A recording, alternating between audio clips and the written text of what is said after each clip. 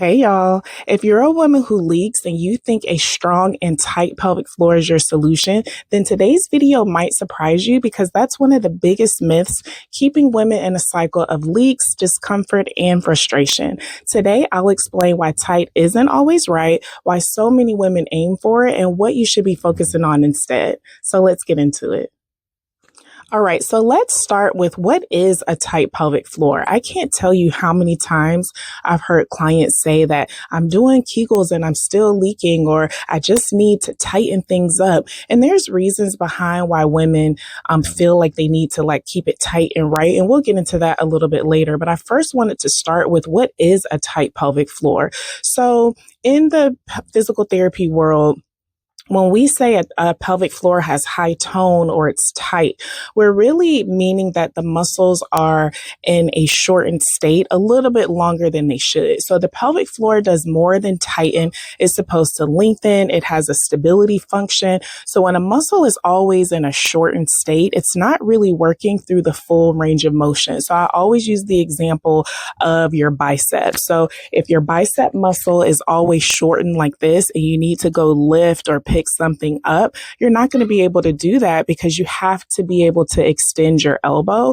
And your pelvic floor is the same way. If it's always in this shortened state, it's not going to be as effective to activate and engage when you need it to during a laugh or a cough or when you're trying to walk and make it to the bathroom. So that's number one. A tight pelvic floor is one that's just carrying tension. And this is really important to understand and probably one of the biggest takeaways from this video, because a tight pelvic floor is just that, a pelvic floor that is shortened and it just holds tension. A tight pelvic floor does not mean that it's strong. It can still be weak and it can still leak as well. So that's not always the goal to attain a tight pelvic floor. We want a fully functioning pelvic floor that's able to, again, lengthen, it's able to shorten, it has a stability component. We want it to be able to go through the full range of motion. So tight is not always what we're aiming for when it comes to solving leaks and other pelvic floor issues. So why are we aiming for a quote unquote tight pelvic floor? Many times it's because of Kegels. That's the blanket prescription for women who leak. So it's very natural to feel like, okay, well, if I leak, all I need to do is tighten things up and that's going to solve the problem. Some women actually feel, that things are a little looser down there. They don't have the same sensation.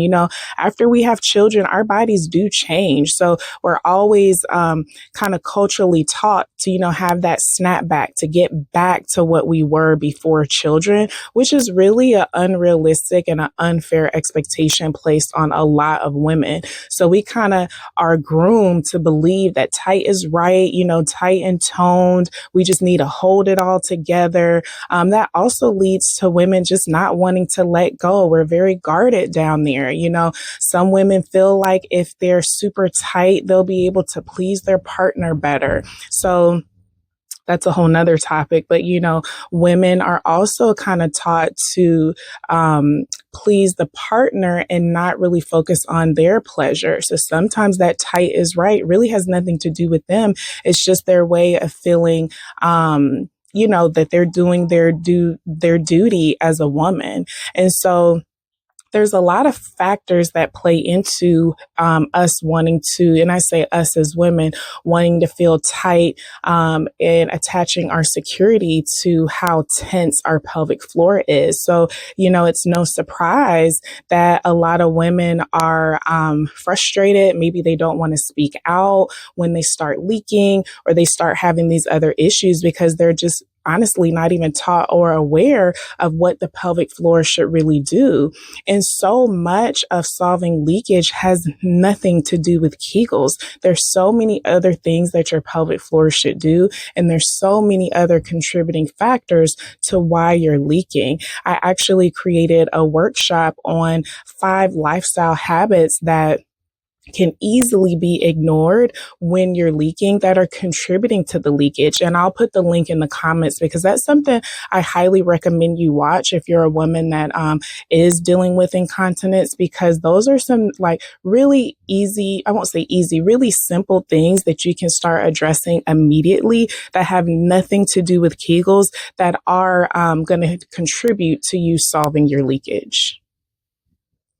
All right, so I've touched on why tight isn't always right, but how do you know that you have a tight pelvic floor? That's a very common and logical, next question. And so I want to make sure that this is clear that a tight pelvic floor or holding tension in your pelvic floor is not always something that's conscious. It doesn't mean you're walking around clenched, all day long. Sometimes it's not a conscious sensation and it can be very subtle. So I want to go over a brief list of how do you know you have a tight pelvic floor? And then what are some symptoms that indicate you could possibly have a tight pelvic floor? So the first symptom is incomplete emptying, feeling like you're not getting it all out when you pee. So you sit down to pee, you get up, and then 20 minutes later, you have the urge again, or you just don't feel like you're getting it all out. That can indicate tension in the pelvic floor, because if we go back to what I said at the beginning of this video, the muscles are supposed to lengthen, specifically when we're going to use the bathroom. Those muscles should be relaxed. We shouldn't be actively really doing anything when we're peeing or pooping. So on the flip side, if you feel like that when you poop, same thing, that you're not getting it all out, or you got to strain and bear down, then that indicates a problem at the pelvic floor, most definitely.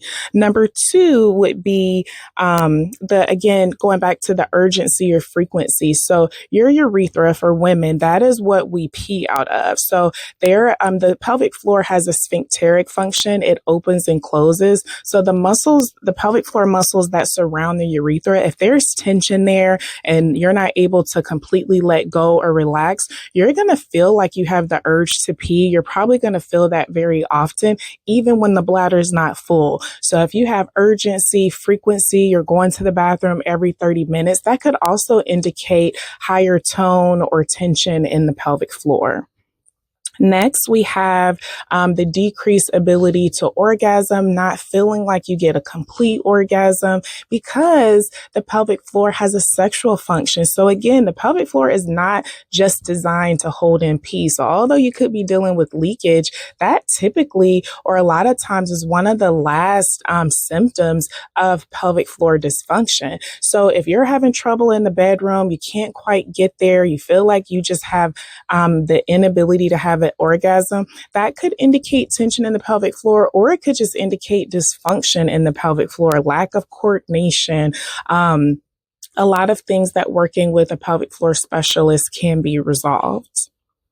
Next, pain. So pain is a huge indicator of pelvic floor tension. And I'm talking about not only vaginal pain, but also low back pain or hip pain. I have clients all the time that are like, yeah, I've had back pain for years. That has nothing to do with my leakage. But surprise, low back pain has a very high correlation with stress incontinence. And so that's the type of leakage that you get with a cough, a laugh, run, jump, any kind of activity, going from sitting to standing, maybe going to lift something up, that those fall under the umbrella of stress incontinence. And if you have low back pain and you leak, you are in a very large group of not only women, but people that deal with low back pain. So I mentioned hip pain, pain with sex. Sometimes it's not just pain with sex. It could be pain with a vaginal exam. Maybe you weren't ever really able to use a tampon. All of those kind of check the boxes that you could be dealing with pelvic floor tension or a quote unquote tight pelvic floor. And then leakage, I'm always here to talk about leakage. I'm most passionate about resolving that, but leakage is also potentially an indication of tension in the pelvic floor. So like I mentioned earlier, tension in the pelvic floor doesn't equate to a strong pelvic floor. You can have tension and have weakness, again, because if those muscles are always on, they're always shortened, they really can't work efficiently. They tire out much faster. And so leakage, surprise, is also another indication of pelvic floor tension. And then lastly, this may not indicate pelvic floor tension per se. That's probably debatable, but this could create pelvic floor tension. And this is holding your pee. So typically we should be peeing in 2 to 4 hour intervals. We want to listen to our body, no going just in case, no preemptively peeing. We want to listen to our bodies to get that cue. But when you're someone who has to hold it, that could be a lot of times, I talk about occupational hazards. So people in healthcare, teachers, nurses, even surgeons, if you're in surgery for 8, 12 hours, you really are not getting a bathroom break. So just sometimes those occupational, hazards create dysfunction in our pelvic floor because holding for over 5, 6 hours, that can create tension and weakness in the pelvic floor. So hopefully that's helpful to you guys, that pelvic floor tension doesn't mean that you're walking around clenched. It doesn't mean that you have pain all day long, but in those specific scenarios or those specific symptoms, that could be a big indicator that that's what's going on in your pelvic floor. All right. So as you can see, tight is definitely not always right, and it can create some pretty significant issues in your day-to-day life. So what do you do if you're someone who deals with a quote unquote tight pelvic floor, or you naturally just carry tension in the pelvic floor? What can you do? Next, I'm going to go over 4 things that you can start to incorporate in your plan if you deal with leakage and if you deal with tension in the pelvic floor. So number 1 is rest and recovery. So this is one of my pillars when I'm working with clients. This is something that is very, very important in the foundation that you're creating to stop leakage. And rest and recovery is not always passive. It doesn't mean vegging out. It means you're actively looking for a way to recover your body. And so this is recovering from workouts.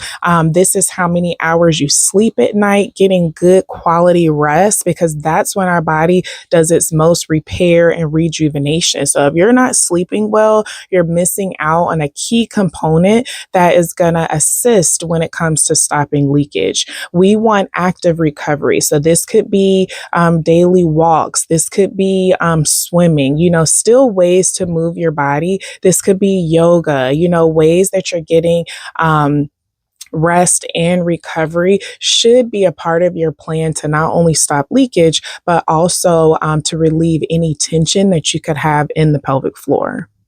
So number 2, if you have pelvic floor tension, you've got to learn how to release. And so a lot of times as it relates to pelvic floor function, this comes in the form of breath work. So you've got to incorporate diaphragmatic breathing and breath work for the most optimally functioning pelvic floor. That is something that should be a part of your plan, again, to not only release the tension, but also to stop leakage. And so when you're doing that deep breath work and you learn how to release, this could come in the form of deep stretching, hip openers. Sometimes it's an emotional release. I always kind of go back to journaling for those of you that enjoy that.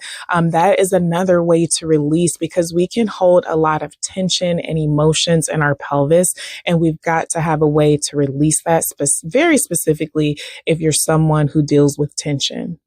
Also, one more tidbit that as it relates to release, this is also tied to how you manage stress. So most of us are not taught really good stress management. And so finding what works for you is very important if you deal with pelvic floor tension, because that could be the place that's kind of ringing the alarm that needs to have that release. So your stress management plan should be a part of what you do daily. This is not just a kind of like a here and there thing. Like how you manage stress, how you deal with that should be a part of your plan for release. All right. So number 3 is building strength through functional movement. So this is not just isolated squeezes or Kegels. This looks like hip strengthening, core work that's not just crunches, because your core is your pelvic floor, your low back, your hips, and your abdominal muscles. So we don't want to just focus on one aspect. We want the totality of your core. So we're looking at core work. And if you're someone who deals with leakage, you don't want to avoid movements. We need to be able to squat to pick up things from the floor. So you want to include those type of motions in your exercise plan. Standing on one leg, you got to be able to do that to put on your underwear, to put on your socks and shoes. That should be included in your plan, as well as lifting. You know, you may have to start out with lower impact exercises or lighter weights if you're someone who deals with leakage and you're trying to build that strength. But we don't need to avoid these movements because they're functional. You've got to be able to lift, to carry your groceries in the car,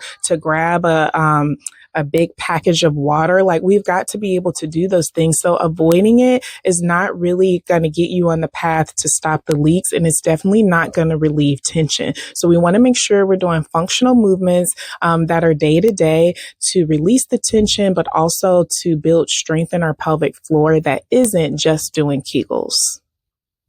All right, so the fourth and final thing to relieve pelvic floor tension is movement that increases blood flow and circulation. So believe it or not, your pelvic floor also has a circulatory function. It helps to pump blood and fluid from the lower half of your body back up to your heart. So we want to include that as part of your plan to relieve tension and to resolve the leakage. So this looks like walking, swimming, anything that's going to improve blood flow. I'm always going to recommend a good walk because it has so many benefits to our bones, our heart, our joints. And so whatever works for you, but you want to include something that's going to, again, improve blood flow and also improve mobility to relieve that tension in your pelvic floor. All right. So if you've been working on keeping things tight and you still leak or have discomfort, then it is definitely time to take a different approach. Start with my 4 ways to relieve tension in the pelvic floor. And if you want a more personalized approach, or you want one-on-one support, don't forget to click the link that I'll leave in the description so that you can apply for us to work one-on-one together. As always, I enjoy my time with you guys. Don't forget to like and subscribe so that you don't miss any future videos. I'll see you next time. Bye.